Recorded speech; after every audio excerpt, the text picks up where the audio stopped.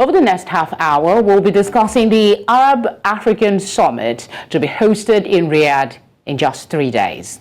The Assistant Secretary General for International Political Affairs at the League of Arab States, Dr. Khalid Manzalawi, in a release says the aim of the upcoming summit is to introduce a promising partnership through which they hope to develop practical solutions for developing Arab-African cooperation and to catch up with the emerging and influential international powers in the African arena.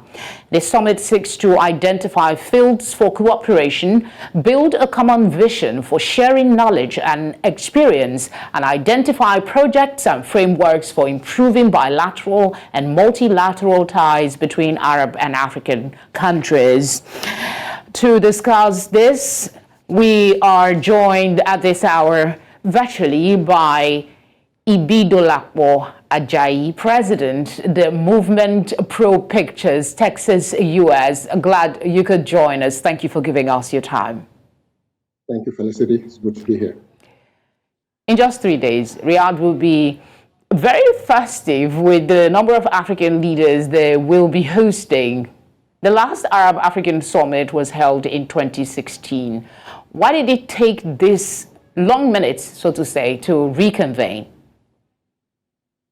Well, I believe there's been so many events around the world that could account for that, especially with a lot of upheavals in some other parts of the world, like with the Ukraine, Russia issue that's been ongoing. And also, if you look in Africa, we've also had issues with some changes in government. And of course, in Asia, especially in the Arab countries, there's been a lot of internal focus on kind of doing things to continue to improve their economic strength and also to be able to stabilize and develop new relationships. So for them, whilst it might seem it's been a while since we had the last one, it's been an opportunity for them to determine which areas they would like to engage Africa in. Okay, in my introduction, basically, it's a recap of what Dr. Khalid Manzalawi said about the essence of the summit. Did he capture it really? And how significant will the summit be in strengthening relations between the two regions? It's going to be very significant because typically African countries are usually engaged with other powers outside of the Arab countries. So talking of the United States, talking of Russia, China, and those are where you find a lot of the alliances with African countries. And so that's also driven where those countries spend their money. Now, the Arab countries are looking to see their inroads into developing relationships with African countries. And this summit will give them an opportunity to look at potentially new economic cooperation between the countries. They will look at potentially diplomatic engagement at that level, security, and it just brings a lot to the table where this summit will expose new opportunities between the Arab countries and African countries to develop and strengthen existing relationships. You talked about the economy, you talked about security and diplomacy, but what are the key areas of cooperation that should be prioritized during the summit? Because, I mean, there are these, I don't know if they can do all three together, or do you think that can be done? I think they will focus on, I mean, the outcome will determine which area their focus will be, but I think economy is definitely going to be top of the agenda because, again, they'll be looking at taking advantage of some of the issues that African countries have had with European powers, for example, and also the United States and even China. So they will be looking to fill that gap. So economy will be on top of the agenda. There's no doubt in my mind about that because, again, that gives them the potential to have new investments, new trade agreements, and new opportunities to put a foothold in Africa that will also protect their interests. So for me, I think economy will be on the agenda, at the top of the list. The other area I see them focusing on is perhaps maybe security, because with a lot of terrorism happening in Africa, they potentially might be looking at areas where they can help African countries counter terrorism. Those, I believe, will be two of the biggest areas that they will be focusing and prioritizing during this summit. Yeah, security and the economy, I mean, trade, is a lot of analysts like yourself have said would be key concerns here. But in practical terms, how will the summit be able to help towards addressing security concerns and then foster collaboration in combating terrorism and the ideology that foster these kind of actions we see on the continent? I believe there's a lot of areas, especially when you think of the fact that the Arab countries can perhaps identify with some of the geopolitical setup of African countries.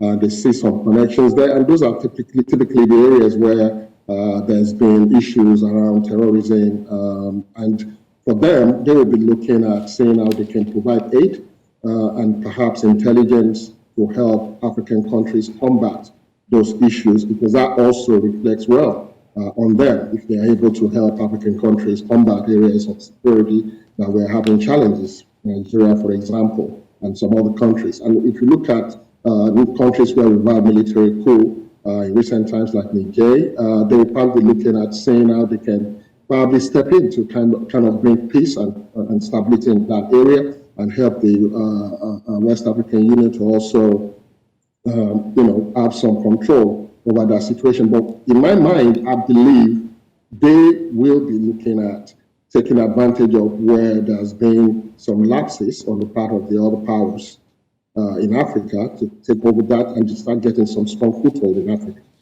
What areas are you thinking? You said there are areas of lapses that they can take on. I mean, there is this gamble for the continent, whether I would like it or not. Well, if you think of Niger, for example, France has been very, very good at seeing how they can leverage resources that are available in that country. And now that a military junta has taken over, that is being cut off. And of course, the United States also has a military base there. So there is a lot of foreign interests that were being taken care of in these sort of countries. Now, I see the Arab countries coming in and offering a lending hand to see how better these countries can manage their own resources.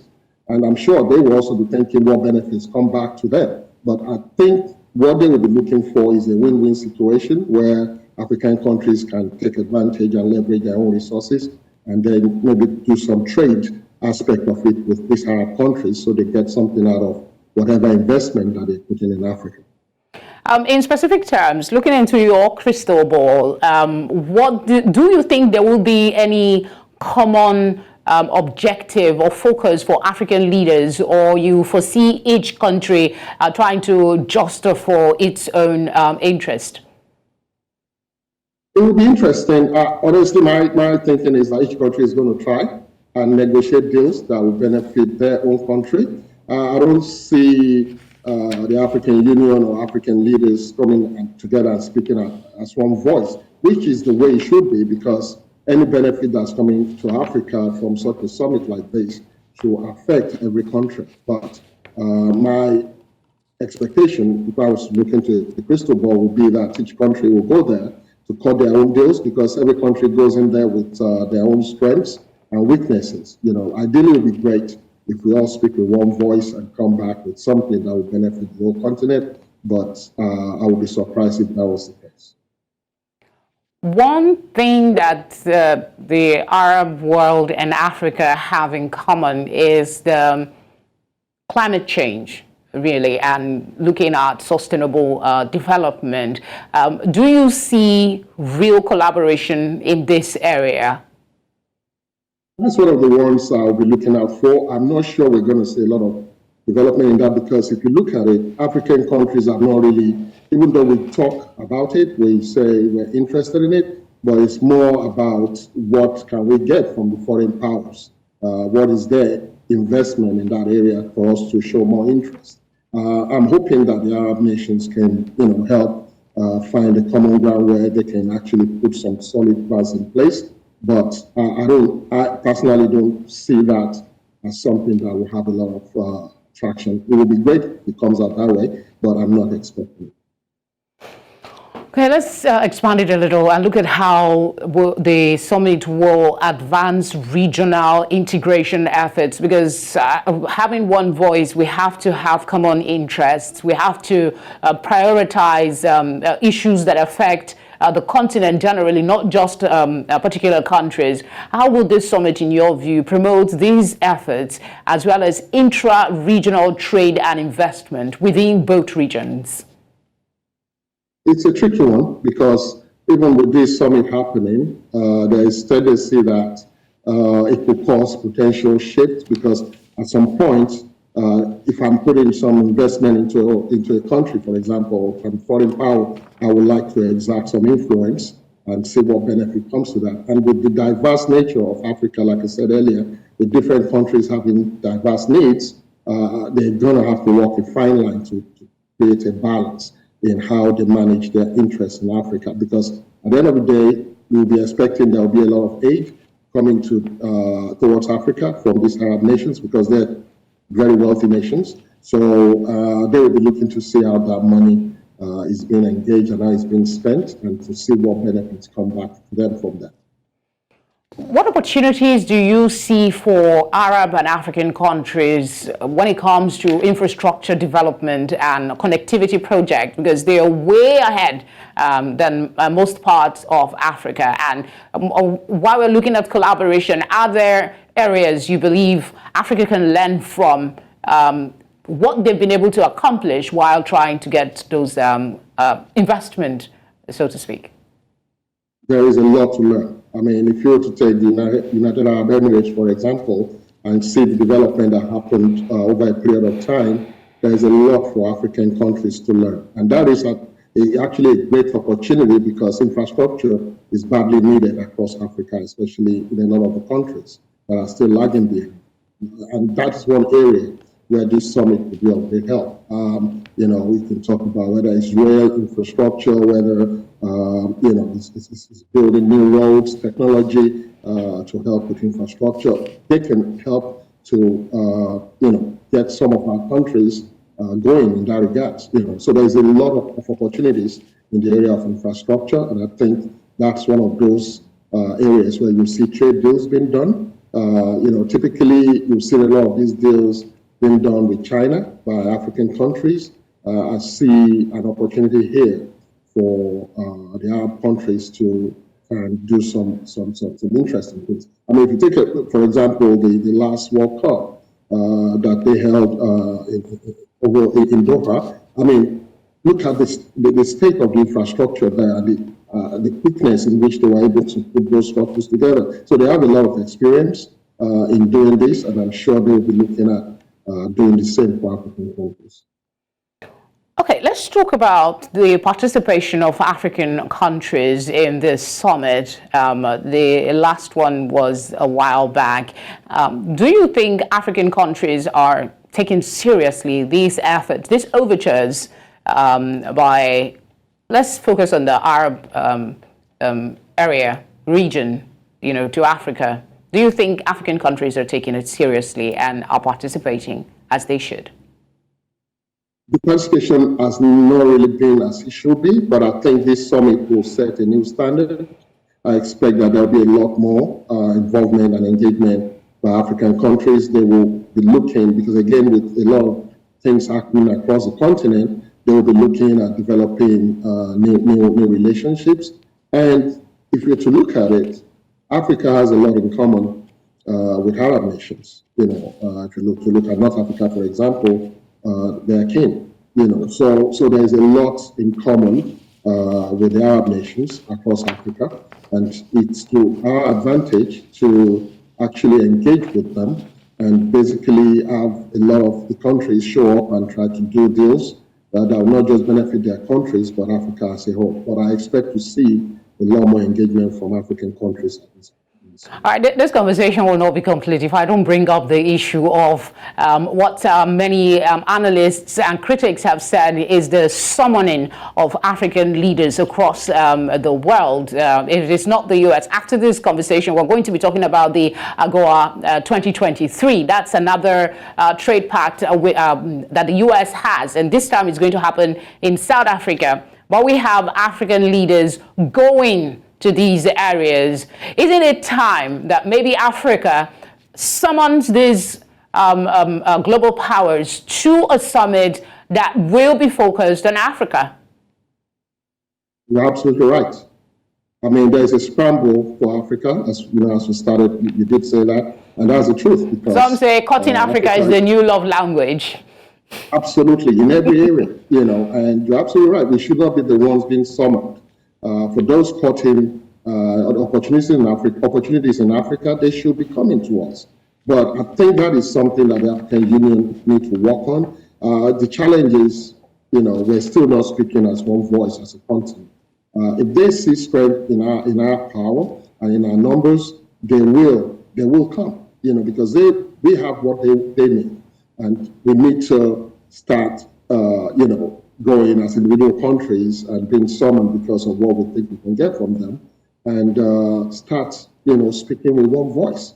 That is a point when they will start taking us seriously, and when we say we have a summit in Nigeria, Ajayi, or South Africa, or wherever it may be, they will have to come and listen to us, and it will then be on our terms, you know. But I think that time is not yet here. We hope that's something that will happen, but it is not yet. I would like to explore that conversation a little further, but we have to cover other areas as well. That's one conversation that drags on. The unity of Africa is still something very way off. So let's come back to the summit and look at expectations.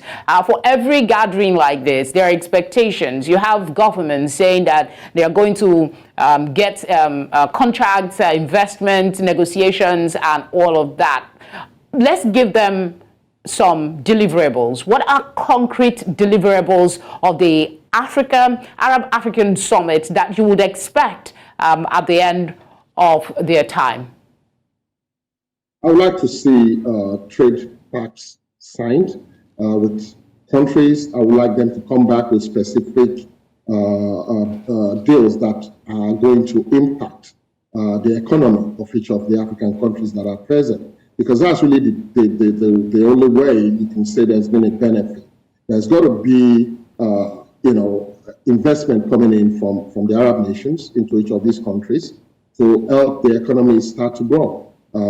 Nigeria, for example, we need to start looking at how we can start exporting again, so that we're basically not just an importing country, we're exporting to some of these countries. So we need to look at areas where we can also start to exchange goods and services. So I would be looking forward to seeing deals, concrete deals in the area of infrastructure, trade agreements that will start to bring immediate impact over a short period of time to African countries. If they don't come back with any of that, it will have just become another summit to go and just chit-chat with foreign leaders with no results. But I think there'll be accountability after this. People are going to be asking questions when they come back from this summit, and then what did you bring back? And there has to be concrete evidence of pacts and deals done. I honestly wish we have leaders who really listen to the contributions that folks like you present. We will be way, way better off. What steps should be taking after the summit to ensure the effective implementation of whatever discussed initiatives and commitments that are made on the part of Africa, at least? Yeah, I think there has to be transparency in any of the deals signed. People have to know, okay, this is what we came back with, and this is how it's going to affect our economy, our region, and basically see plans being put in place to implement that. So it's not just about coming back and announcing that we came back with a deal, but how is that deal going to affect the populace? So that's a very, very important area that we need to pay attention to. You know, and also we need to know if there is any commitment on the part of the Arab nations for humanitarian aid. Africa still needs aid. Yes, we don't want to be going cap in hand every time, but we still need help in a lot of areas. You know, we have people that are displaced across the continent, and we need to start seeing the Arab nations actually show a great deal of interest in helping Africa in that regards. And for me, if they can come back with some agreement on how to fight terrorism, that would be great. And also to see a plan in place on how they would like to execute and implement that. To ensure effective implementation of whatever agreement that's given requires knowledge of some of the obstacles and challenges that may arise. So what, in your view, would be the main challenges and issues that the Arab-African cooperation may face in the near future that may impact, implementation of some of the agreements? It's going to be trust. And there's a final part to it. And how should they address it? There has to be, I'm sure there will be, maybe joint committees or engagement at the highest level of government between whichever Arab nation is engaging with an African nation, or if they're doing it as a whole body. There has to be total respect, total transparency between the two, because if as a continent, if the Arab nations are bringing funds, for example, into Africa, they're not saying how this is being utilized, it's going to be a problem. So there has to be a very, very, very high level of agreement and cooperation in the implementation of any agreement that's signed or part that is sealed at this summit. And that will involve having an ongoing engagement with the Arab nations. And, you're going to probably see a lot of exchanges if they come back with deals. And that has to be very obvious to everybody. And accountability has to be really, really crucial in this kind of deals. Do you see a time frame for the next summit after this one, or is it going to be a longer period? I think this is a crucial one. I believe they're going to come back with a lot of positive things, a lot of positive deals. And if that happens, I think the next one probably will be just a couple of years, if not sooner, because there will be a lot of interest in taking advantage of those areas where they see opportunity in Africa. And I don't think they'll want to wait for another 7 years before they hold another one. I think it will be soon. All right, before I let you go, I want you to speak on the issue of migration and the displacement. It doesn't affect just Africa. We know it also affects Arab nations. Do you think maybe the summit can take this on? And what would be some of the conversation you would like to hear when they do? I'd like to hear that the Arab nations start showing a lot more respect to Africans. Because obviously we have a lot of migration towards some of these Arab nations, as we all know, and there has been issues around, people not being able to get visas to go to these countries anymore. But that again is a factor of, where we are as African nations, what's going on in our own economy. What we would like to see is at least to have some level of respect, for the Africans, when it comes to that. But it is on us as African nations to ensure that we start creating opportunities at home to limit that level of migration, so that when people do choose to migrate, it will be not as a matter of economic necessity, and it's not because things are crazily bad on the home front. So for me, I know it's going to be a topic that will come up. And I think what the African leaders should be able to come away with should be some agreement on maybe extending a little bit more grace to Africans that come over. And I know in the Arab nations as well, of course, every country has a right to protect its borders, but they will be looking at how to do that in a way that does not impact or adversely affect their own local economics.